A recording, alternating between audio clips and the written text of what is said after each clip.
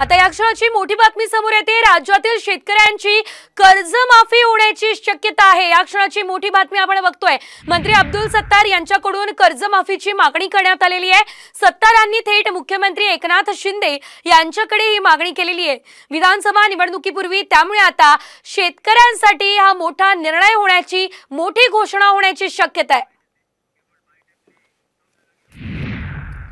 शासनाने 64,26,59,000 इतकी योजनेचा मूळ रक्कम ही शासनाने दिली आणि त्याचा वजला व्याज जो आहे 145,27,90,000 इतकी किमतीचा शेतकऱ्यांना कर्जवदला व्याज माफ करणारी मला वाटतं महाराष्ट्रामधली ही पहिली जिल्हा मध्यवर्ती बँक आहे। या जिल्हा मध्यवर्ती बँकेने हा निर्णय शेतकऱ्यांसाठी घेतला।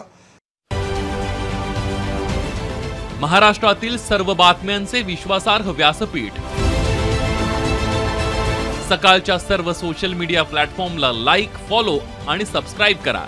तसंच सर्व नोटिफिकेशनसाठी बेल आयकॉन प्रेस करायला विसरू नका।